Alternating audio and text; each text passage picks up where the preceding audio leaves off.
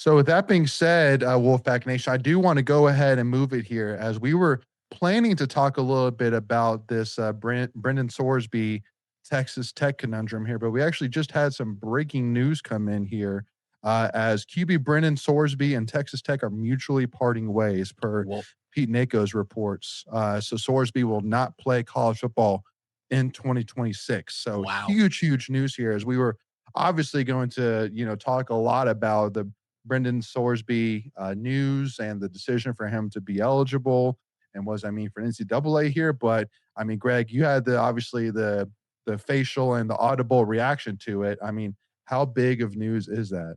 Yeah, then the fact Well, that Texas Tech and Sorsby made that decision apparently.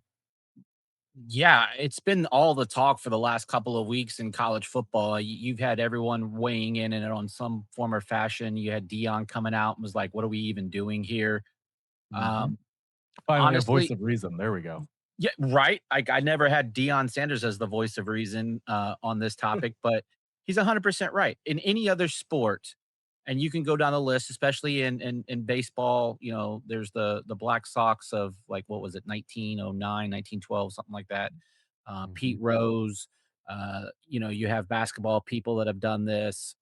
It's just unprecedented, and the mere fact that it got as far as it got, it was just is laughable. I mean, you thought the NCAA had no juice before. I mean, they literally got punked on this whole thing. I mean, just got punked. Hmm. Yeah. Ethan, what about you?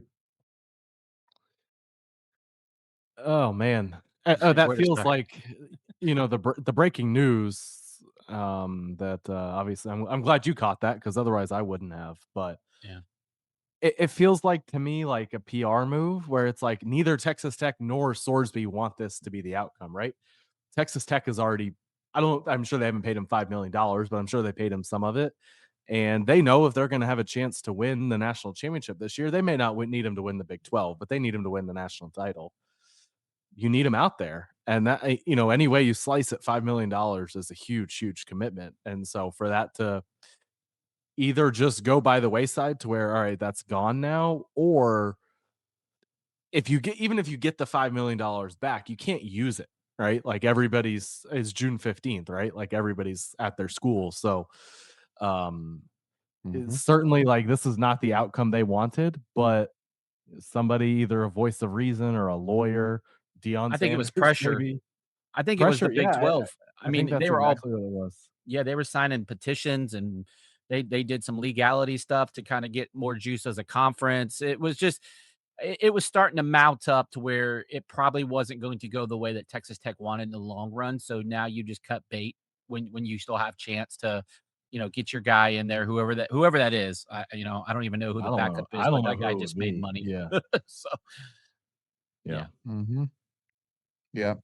Yeah, well, especially too as well, building off because I even had some notes here about that 21-minute video that Texas Tech, the AD and the president came out with, and the president made some crazy remarks saying that the NCAA gambling policies predate mobile sports betting, which I'm like, It's I can so weak. promise you, as a former employee, as a farmer football equipment manager, these policies were shoved down your throats and were crystal clear. So it is there is no, "Oh, I didn't know." No, it's extremely crystal clear, and there's no second guess, there's no second chance. It's if you do it, you're out, period. It's point blank centered here, but, And the so crazy yeah, thing I mean, is it def but, like the precedent's go been ahead. there. Like you got Division 1 athletes betting on like women's basketball at Iowa. Some kid did it like 4 or 5 years ago and lost the whole. He bet on one game and lost all of his eligibility.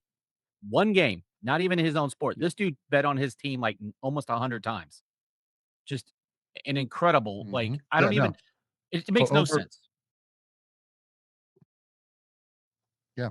Over 9,000 bets totaling over $90,000 on sports over 4 years, more than 40 bets on Indiana football while he was on the team, but he never bet on games he played in. So that's the other interesting but even too, like one other example I could think of is Calvin Ridley. Calvin Ridley bet like $6,000 and was suspended for an entire season, and, we're talking In the that's NFL, chump but change still, for Calvin Ridley. That's absolute chump change.